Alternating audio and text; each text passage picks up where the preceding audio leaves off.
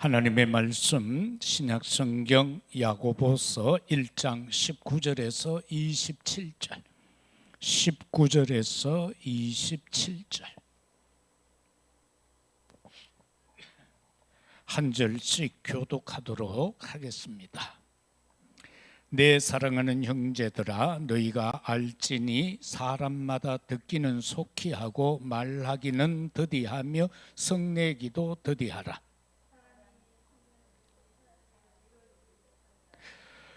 그러므로 모든 더러운 것과 넘치는 악을 내버리고 너희 영혼을 능히 구원할 바 마음에 심어진 말씀을 온유함으로 받으라.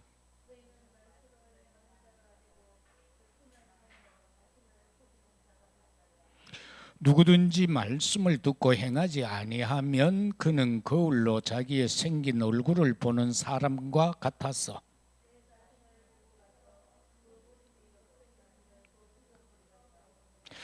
자유롭게 하는 온전한 율법을 들여다보고 있는 자는 듣고 잊어버리는 자가 아니요 실천하는 자니 이 사람은 그 행하는 일에 복을 받으리라.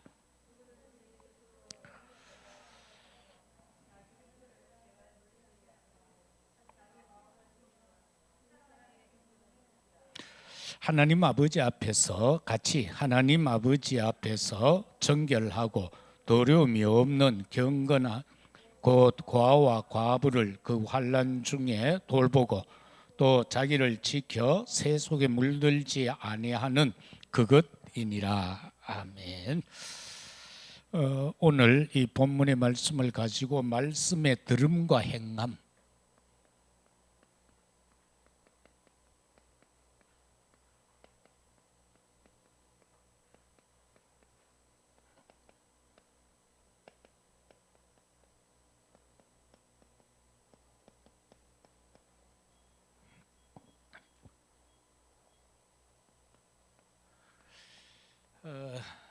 사람들이 어떤 사람은 이러더라고요. 야고보서가 율법적이다. 그래서 뭐 잘못된 거지 이야기하더라고요. 그러면 하나님 절대 주권 안 믿는 거지요. 정경으로 되어졌는데요. 여기에 보면은 하라 하지 말라 이런 게 많이 나와요. 그렇다고 해서 그게 율법은 아니잖아요. 율법주의가 아니죠. 하나님의 말씀, 정경으로 선택되어졌다. 그럼 우리는 이 말씀도 묵상하고 이 속에서 내가 얻을 것을 얻어야 되는 거예요. 응답받을 것을 받아야지. 아예 터부시해버리고 야고보서는 설교 안 하는 목사들이 있어요. 우리 안에 그런 사람들이 많아요. 그래서 정말 우리가 신구약 66권 하나의 말씀이잖아. 그 필요하니까 줬잖아. 필요하니까. 그리고 어떤 사람은 잠언도 설교 잘 안 해요. 왜? 글이 끼는 게 많으니까. 하나님 말씀은 처음부터 끝까지 다 필요해요. 내가 이제 시간이 되면 요한계시록도 들어갈 계획이에요. 그래서 정말 우리는 말씀을 전체 다를 왜 필요하기 때문에 주셨다라는 걸 우리가 알아야 되기 때문에 내가 오늘 약간 심각한 이야기를 했어요. 첫째는 왜 말씀을 들어야 하는가? 말씀은 창조의 능력이다.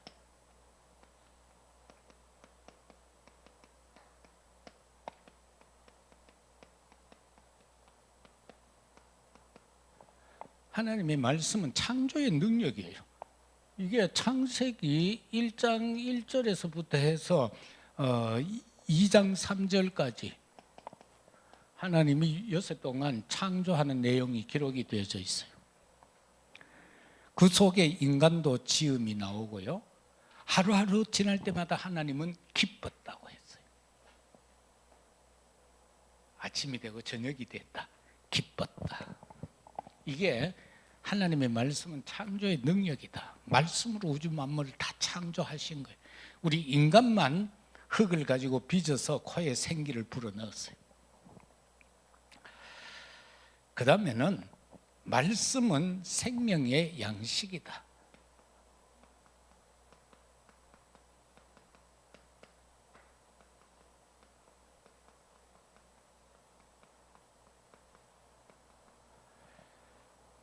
요한복음 6장 35절과 48절.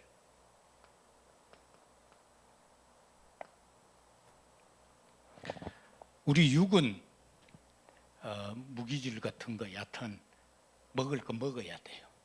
그러나 우리의 영은 말씀을 먹어야 돼요. 하나님의 말씀을 먹지 않으면 내 영혼이 비실비실해져 버려요. 하나님의 말씀을 주야로, 그래서 시편 1편에도 그러고 하나님의 말씀을 주야로 묵상하라고 그래요. 왜? 그 영의 양식이기 때문에. 내 영이 살 수 있는 거는 에너지 공급하는 게 있어야 되잖아요. 그 에너지 공급이 바로 뭡니까? 양식으로서는 말씀이고 호흡으로서는 기도인 거예요. 기도는 영의 호흡이라고 그러잖아요. 그래서 말씀과 기도, 이거 두 가지가 될 때 내 영혼이 정상적인 영혼이 된다. 정상적인 영혼. 그래서 내 영혼이 소생되어지고 내 영혼이 여호와를 송축하고 감사하고 기뻐할 수 있게 된다. 그 다음에는 하나님의 말씀의 능력입니다.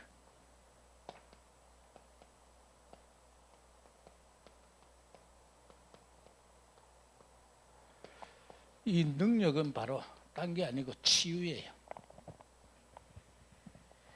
히브리서 4장 12절, 하나님 말씀 양면 날선 어떤 것보다 더 예리했다. 우리 홍영 심령 골수까지 관절까지도 찔러 쪼개고 남는다.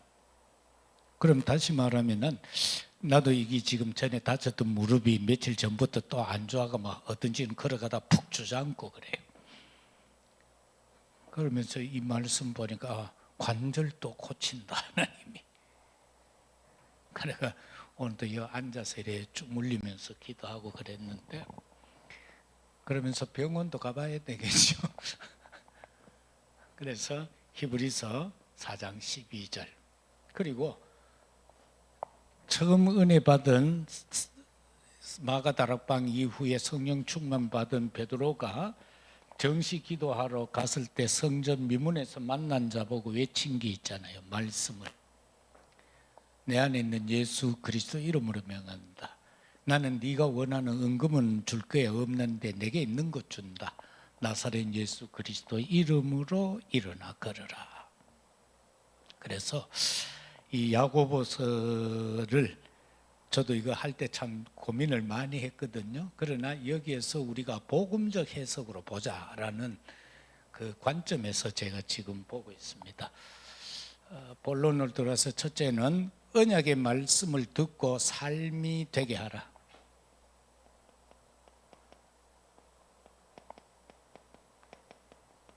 말씀 무조건 들어야 돼요. 이게 삶이 되게 해라. 23절에서 24절. 거기 보면 23절 24절에 보면요, 누구든지 말씀을 듣고 행하지 아니하면 그는 거울로 자기를 생긴 얼굴을 보는 사람과 같아서 제 자신을 보고 가서 그 모습이 어떠했는지 곧 잊어버리는 것과 같다. 이게 말씀을 듣고 행함 없는 것은 바로 거울로 자기 생긴 얼굴 보는 사람하고 같다.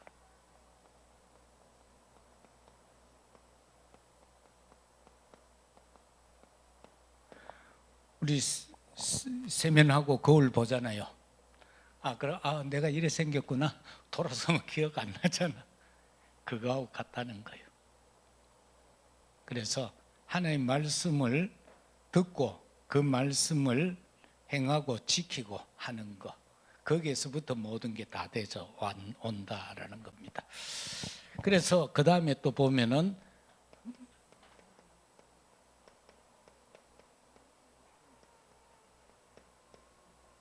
말씀을 지키는 자 복을 받는다 그랬죠. 이거는 신명기 28장 1절에서 6절까지 나오는 내용인데, 거기 보면은 이제 하나님의 말씀을 듣고 지켜 행할 때 세계 모든 민족 위에 뛰어나게 될 거다. 성읍에도 복 받고 들에도 복을 받을 것이다. 네 몸에서 난 자녀도 복을 받고 네 토지의 소산도 복을 받고 짐승의 새끼와 소, 양의 새끼까지 복을 받을 거다. 네 떡광주리와 네 광주리와 떡반죽 그릇이 복을 받을 거고 들어와도 복을 받고 나가도 복을 받을 것이다. 만사형통은 하나님의 말씀이에요. 거기에서 그 말씀이 순종될 때에 거기에서 만사형통이 된다는 걸 보게 됩니다. 그 다음에 또 한 가지는 복 있는 사람은 누군가?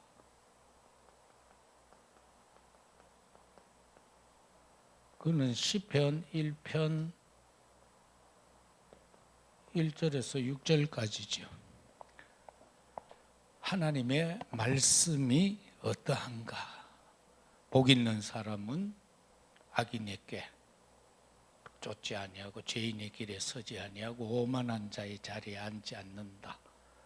그는 여호와의 말씀을 주야로 묵상한다라고 쭉 나오죠. 그러면서 그 말씀을 지키는 자는 요동하거나 또 바람이 나는 개와 같지 않다.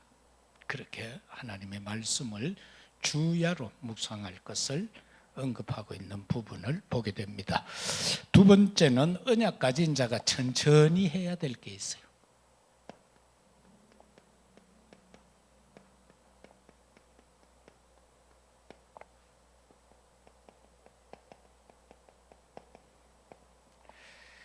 사람은 많은 사람들 보면 일을 처리할 때 보면 조급해요. 급해요. 그래서 어떤 19절에 보면은 말을 앞세우지 마라 하고 그랬어요.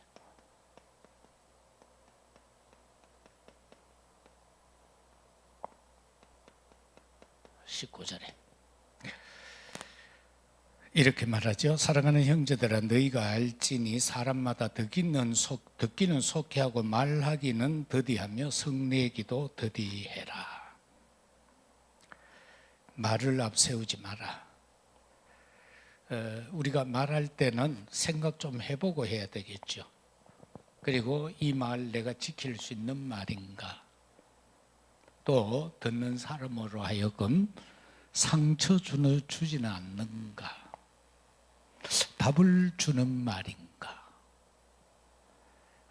그래서 말을 앞세우지 마라. 그리고 성내기를 자제하라.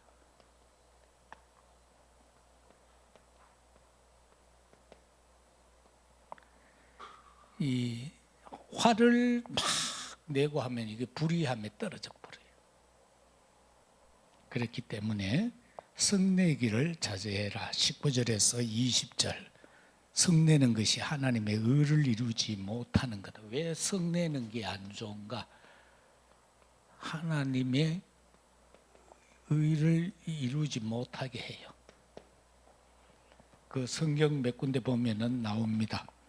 우리가 모세를 보면은요, 민수기 20장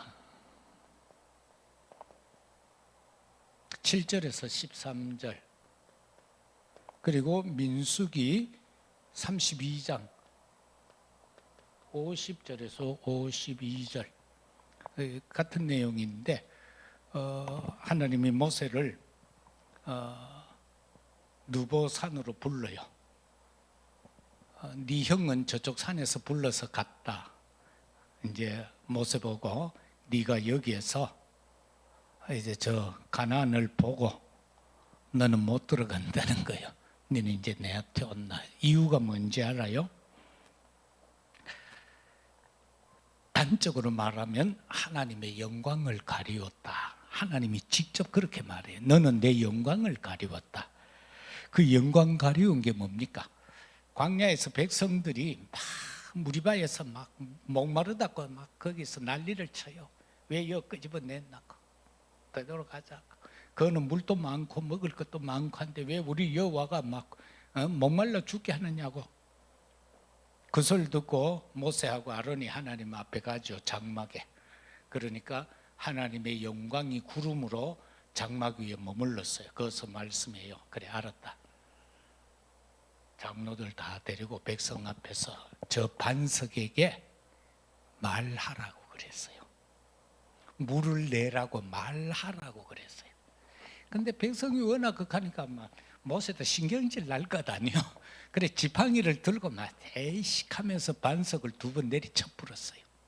그럴 때에 하나님이 하신 말씀입니다. 그 행위가, 모세가 내리친 그 행위가 말하라고 그랬는데, 선포하라고 그랬는데, 그래서 하나님의 영광을 백성에게 보이라고 했는데, 모세는 자기 화를 참지 못하고 지팡이를 가지고 2번 내리칩니다. 그때에 하나님이 너는 내 영광을 가리웠다고 그랬어요. 그래서 그 영광 가리운 것 때문에 애굽에 못 들어가요. 저 가나안에 못 들어가요. 느보산에서 가나안만 보고 거기서 하나님이 불러가 버려요. 그렇기 때문에 이 하나님의 의를 못 이루는 것 중에 하나가 성내는 거다. 성내는 것. 그 다음에는 요나를 보면은요, 요나서 1장에서 4장까지 나오는 게 그렇잖아요. 니느웨의 백성을 구원하라고 가서 회개 외치라 하니까 저 원수 나라라고 니느웨로 안 가고 어디로 갑니까? 다시스로 도망을 가버리죠. 그래서 풍랑이 일고 삼키어서 다시 니느웨 해변에 토해지고 거기 가서 이제 복음을 전해야 되는데 전하기 싫은 거예요. 왜? 그 왔어도 전하기 싫은 거예요. 왜? 원수는 망해야 되는데. 이게 유대인의 선민 사상이거든요. 저것들 우리 원수인데 망해야 되는데 내가 왜 그 사람들 구원받도록 해야 되나 이 길. 그래서 하나님은 계속 외치는데 나중에 어떻게 합니까? 막대왕볕에 박넝쿨이 위에 이렇게 그늘을 해주니까 시원하잖아. 그런데 하나님이 벌레 한 마리 보내가지고 그 삭을 물어버려요. 그러니까 땡볕에 그 박넝쿨이 시들어 버리니까 막 이 대머리 위에 햇빛이 내리쬐니까 그걸 못 참고 막 그래요. 왜 이렇게 하느냐고. 그죠? 그래, 거기서 막 하잖아요. 하나님 날 데리가라고 막. 그럴 때에 여호와께서 하신 말씀이 뭡니까? 너는 이 박넝쿨 하나로 인해 네가 시원하고 덥고 한 것과 극하느냐. 이 성에는 좌우를 분별하지 못하는 12만 명이 있다. 12만 명. 자기는 그 박넝쿨 하나로 시원하고 즐겁다가 말라버리고 뜨겁고 커서 막 원망 불평이 나오는데 이 성에는 좌우를 분별 못하는 내 백성 12만 명이 있다. 그래서 막 억질로 나가서 한나절 한 바퀴 돌면서 전했는데 왕부터 짐승까지 다 회개.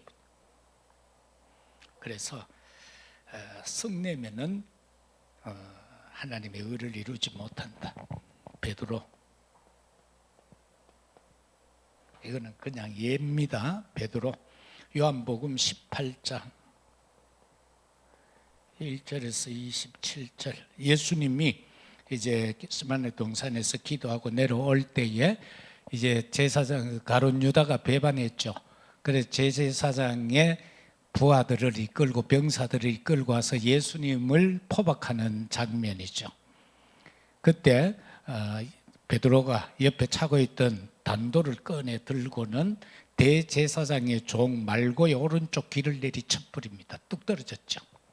그런데 예수님은 그 칼 사용하지 마라. 칼을 사용하는 자는 칼로 망한다. 그러면서 그 귀를 잡아다가 또 붙여줍니다.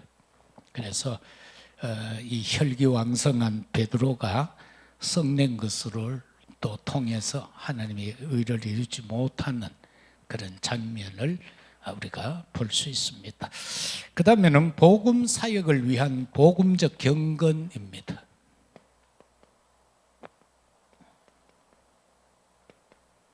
복음 사역을 위한 복음적 경건. 율법적 경건은 아니죠. 유대인들이 가졌던 율법적 경건. 그거 아니고요. 우리가 이제 복음적 경건 속으로 들어가야 돼요. 26절에 보면은 혀를 제갈물리라고 그랬어요.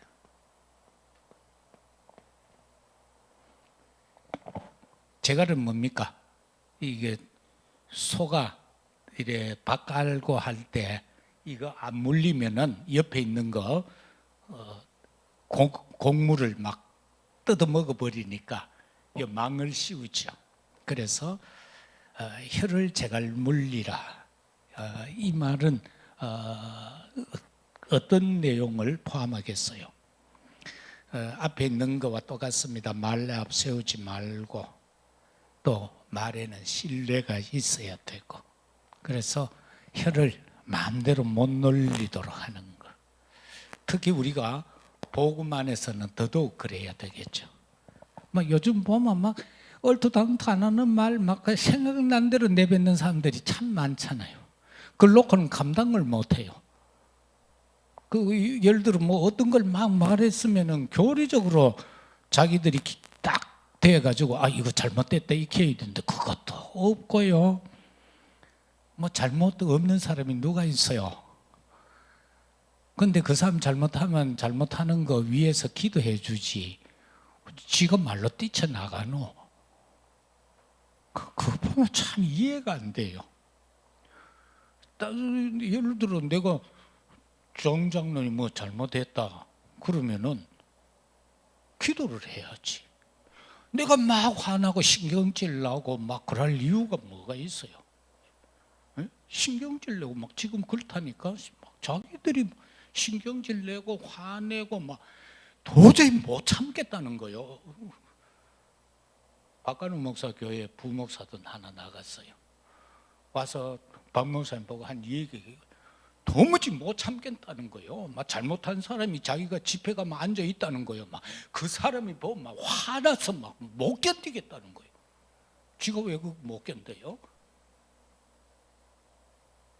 참 이상해요. 우리는 그럴 자격이 없어요. 뭔 우리가 그렇게 딴 사람 잘못한 거 보고 화내고 막 신경질 나고 막 못 참고 할 자격이 있습니까? 우린 죽어버렸는데요. 예수님 십자가 못 박힐 때 우리도 못 박혔어요. 죽어버렸어요. 우리는 지금 현재 있지만 우리는 하면 오기 전 만세 전에 예수님 십자가 못 박힐 때 나도 못 박힌 거예요. 나도 죽어버렸어요. 그래서 예수가 내 안에서 사신 바 되니까 나도 산 거예요. 그 다음에는 자기 마음을 속이지 마라.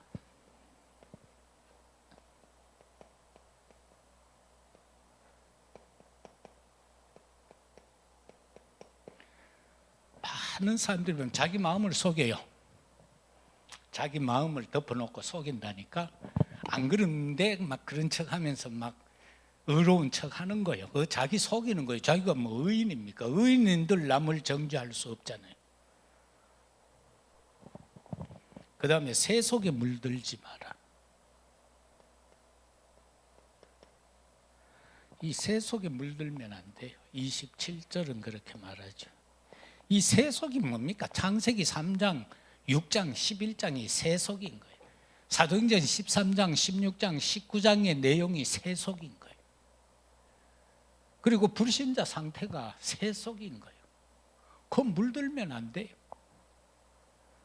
그 새 속에 물들지 마라. 그럼 그 다음에는 보면 고아 과부를 환난 중에 도우라.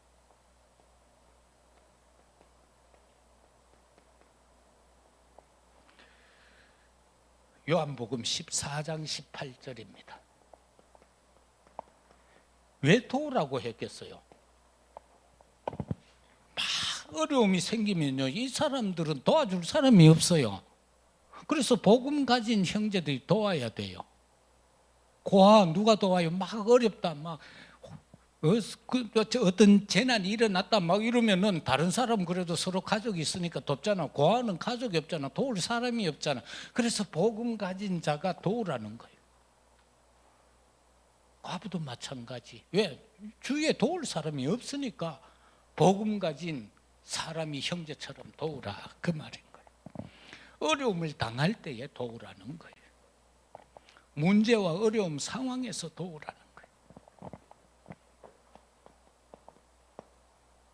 결론적으로 신명기 6장 4, 9절입니다.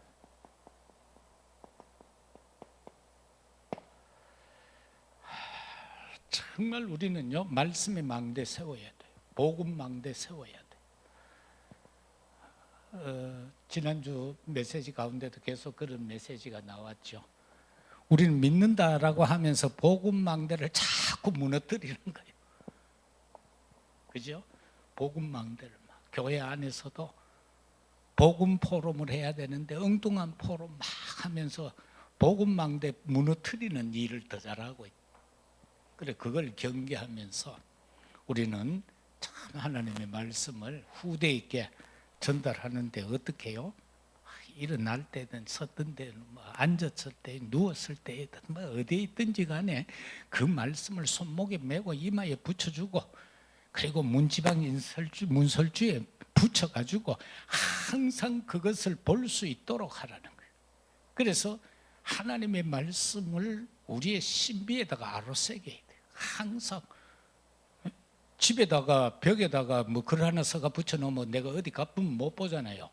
그러나 신비에 아로새기면 어떻게 해요? 내가 어디 가든지 내가 볼 수 있잖아요. 기억할 수 있죠. 그래서 하나님의 말씀을 누려야 합니다.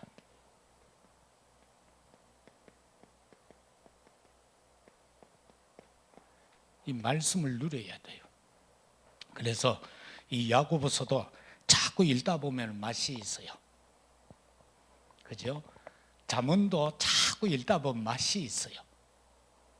전에 우리 학교 다닐 때 박희천 목사님이라고 설교학을 가르치던 분이 계셨는데, 그분은 평생을 하루에 잠언 한 장, 시편 5장, 그러면 한 달이면은 1독씩 되잖아요. 잠언은 30장이고 시편은 150편이니까 하루에 5장.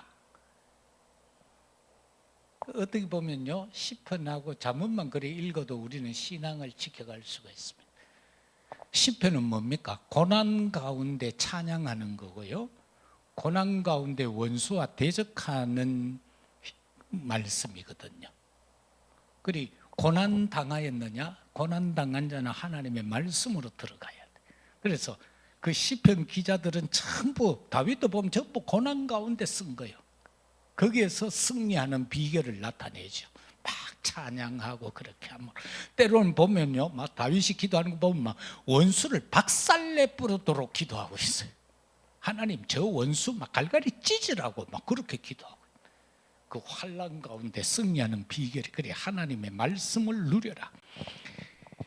그리고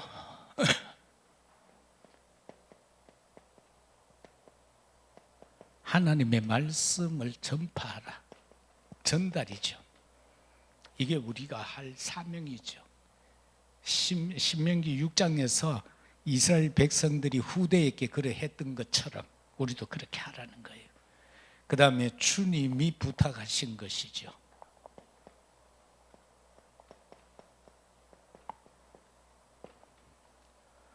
부활 메시지 중에 한 부분이죠. 내 어린 양을 먹이라. 이래서 우리 자녀 후대들에게 하나님 말씀 전달, 이게 너무 중요하다. 내가 지금 해외 나가 있는 자녀들, 또 우리 출신들에게 주일 메시지를 계속 보내주거든요. 그러면 즉각 답오는, 이 시차가 있는데도 불구하고 바로 답오는 사람이 있고, 며칠이 지나도 답 안 오는 사람이 있고 그래요. 그래서 하여튼 이 말씀을 조금씩이라도 대할 수 있도록, 이것이 저와 여러분들이 해야 할 일이고요. 우리가 이 야고보서가 어떤 율법주의적 요소가 아니라 하나님의 말씀이다. 하나님이 우리에게 주신 말씀이다. 이 시대 상황에 따라서 그래서 우리는 이 말씀의 들음과 행함, 이걸 복음적으로 재해석을 해서 내 것으로 만들어야 됩니다. 그러면은 우리는 승리할 수가 있습니다. 아무쪼록 이 한 주간도 언약의 말씀이 여러분의 삶이 되기를 바라고요. 그래, 항상 언약 가진 사람은 말을 할 때 생각해보고 천천히 하라 생각을 해보고, 그 다음에는 복음 사역을 위한 복음적 경건이 있어야 된다. 우리 무조건 경건주의를 따르면 안 되지만은 복음을 위한 복음적 경건, 그거는 있어야 된다.